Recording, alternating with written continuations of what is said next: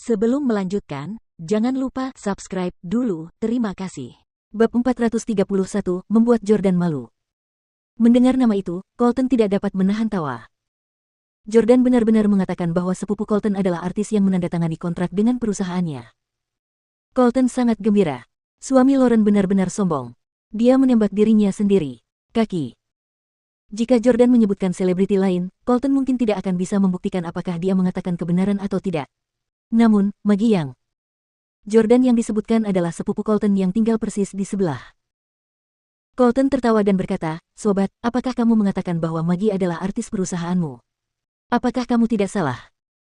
Itu adalah langkah pertama Jordan untuk memulai uji coba bisnisnya hari ini dan dia ingin membuat semua orang percaya bahwa dia adalah orang penting dalam industri hiburan. Jordan berkata dengan tenang, "Tidak apa-apa. Kalau kamu tidak percaya padaku, aku bisa memintanya untuk datang lain hari supaya kalian bisa saling mengenal." Pes. Seorang pria lain tak kuasa menahan tawanya. Selain itu, saat Lauren berada di bawah meja, ia menarik-narik pakaian Jordan dan memberi isyarat agar Jordan berhenti bicara. Karena Lauren dan Jordan menghabiskan waktu bersama, dia tahu bahwa Jordan tidak mendirikan perusahaan hiburan apapun. Perusahaan-perusahaan yang pernah ia buka sebelumnya semuanya bergerak di bidang kurir dan makanan bawa pulang, tetapi setelah asetnya dibekukan, sahamnya dipindahkan ke orang lain dan ia pun mengundurkan diri. Colton tidak dapat menahan diri untuk berkata, "Kau tidak perlu merepotkan. Dia ada di sebelah, aku akan memintanya untuk datang." Sambil berbicara, Colton mengambil iPhone-nya. Pada saat ini, Lauren tiba-tiba berkata, "Presiden, jangan seperti ini." Lauren tidak ingin melihat Jordan mempermalukan dirinya sendiri dan menjadi malu. Karena Lauren telah memohon pada Jordan, Colton tidak bisa tidak mematuhinya, jadi dia meletakkan teleponnya.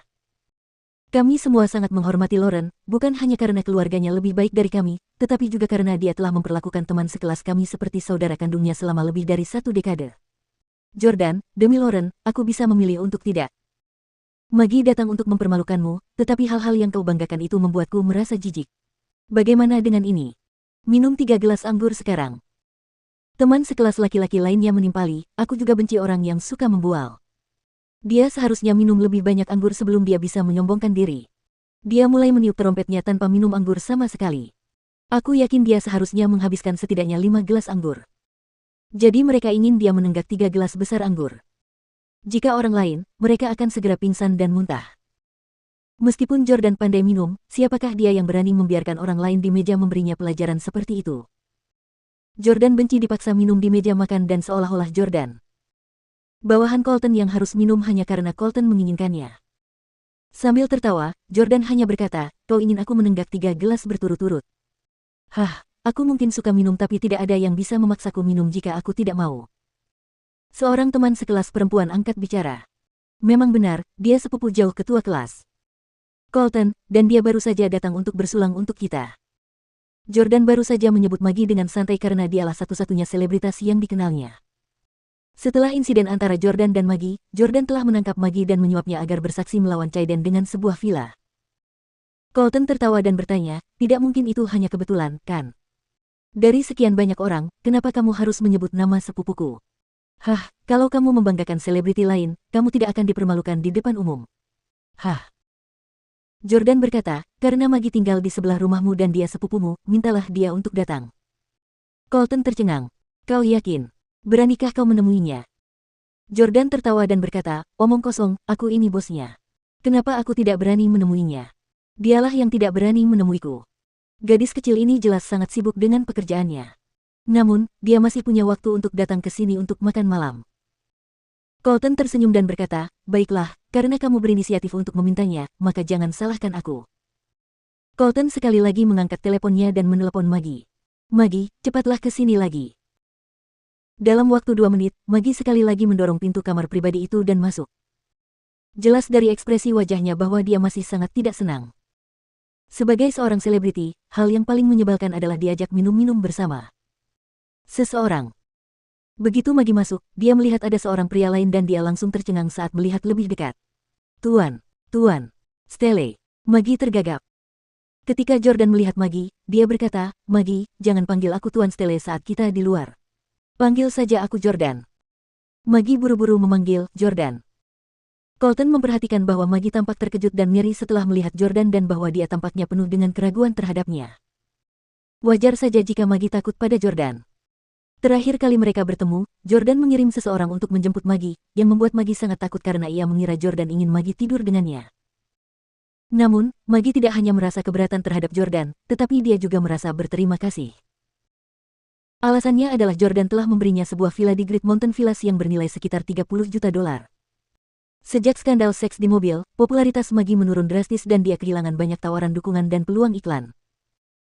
Oleh karena itu, Maggie menjual villa itu demi uang, dan bahkan tanpa dukungan dan pekerjaannya, ia dapat menjalani kehidupan yang bebas.